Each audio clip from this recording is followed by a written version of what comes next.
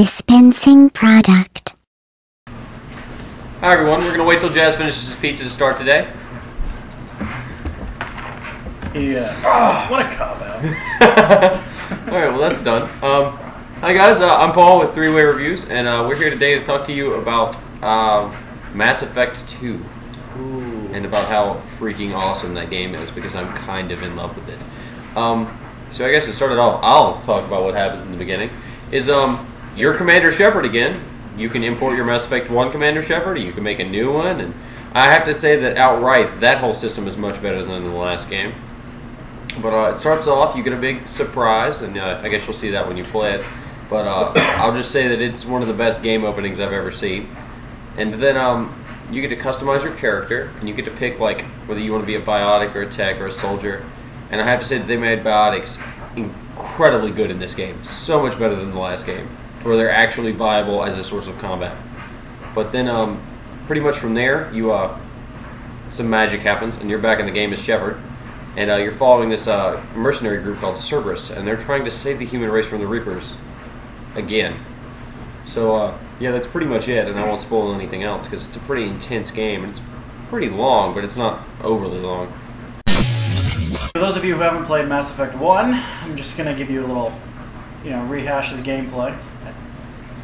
Anyway, the gameplay is, it's an RPG that is a third-person shooter, which is a really cool combination, I have to admit. But yeah, you have moral choices of dialogue between Renegade, who's the evil guy, the bad bud with a heart of gold, so to speak, and you have the Paragon, who is the good guy, who's excessively nice all the time, and it's kind of annoying. Anyway, yeah. So my problem, though, I'd have to say, there's no middle ground. You can't be like a really evil guy that's just randomly, like, just ambiguously evil. Okay, I'll get at that, but it's still an awesome game. Also, another problem is, in order to gain resources, which are required for you to upgrade your items, you have to harvest minerals off of a planet. And the planet scanning process to do that is excessively boring. It blows. It hurt my feelings as a game. Is that why you made Tom do it?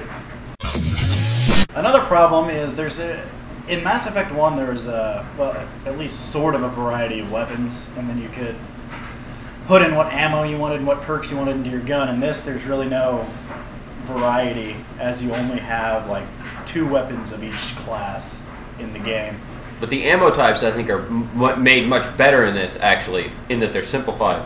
Yeah, they're just an ability you activate, right, and it activates to your gun. Your ammo types are actually powers in this, which is really nice. But yeah, another thing I didn't like is there's ammo. In the first Mass Effect, it was just an overheat bar, and you couldn't overheat your gun. But in Mass Effect 2, it's actual ammo, as in you have to reload and find it, and blah blah blah. And if you use a sniper rifle all the time like I do, it's a real pain to keep in the ammo. Right, but if you're spray and pray like me, then it's not a big deal because you just have a machine gun all the time and you just, Until it runs out of ammo, then that's a problem. Then you use your magic powers. Oh wait, Circle you don't have any. continues. Oh right, because I'm a soldier. The end was pretty epic, I'll admit. It is by far one of the best game endings that I've ever played. I've rarely felt that fulfilled at the end of a game. Not to mention, you can change up the ending based on your decisions. Right. And you know how bad you are. Yeah, I will warn you that if you don't get all the upgrades at the end, it's going to be really sad. That's what I hear. But anyway, so I guess now we should all give it our overall ratings. I'll go first this time. From what I played of it, I'll give it an 8. Because every time you go first, and then it seems like I kind of copy you, and I just feel weird about it. Like, you gave it, the first one was like a 7, I gave it a 7. And I had to go up to 9.5. It was really bad. Copy. It was really bad when Paul was like, I give it a 7. No, 7's good. Yeah, I was like, yeah. So I want to go first this time, and I'll give it an 8 from what I played.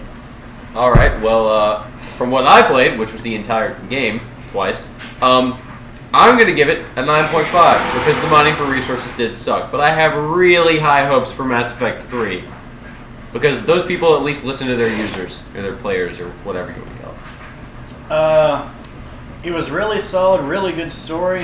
The gameplay was good. The bit of a control scheme problem on the computer, but that's easily fixed. You can bind your keys, but the planet scanning was a pain in the face. That's appropriate to say. But after you beat the game, if you start a new game, you get tons of resources, so you don't ever have to play this again. Yeah, but you have to beat it first, and that's the point here. Yeah, and ammo. Ammo's a pain too, so I'm gonna give it an 8.5. All right, that's fair. That's probably the best review. That's the best rating you've given a game yet. I'm proud of you. I do. It's a good game. I mean, all right. There's no two ways about it. I'm proud of you. All right, well, yeah, Mass Effect 2, possibly the greatest game I've ever played. I don't know about all that. Yeah, possibly the greatest game I've ever played. But I guess on that note, we should end the video since he's probably gonna edit that out. That's probably gonna say that point. Oh, okay, good. All right, well then we will see you guys later. Don't forget to subscribe if you like us. If you don't, then sorry. You're a jerk. Yeah. Anyway. We're so all right, lovable. we'll see you guys soon. Lovable.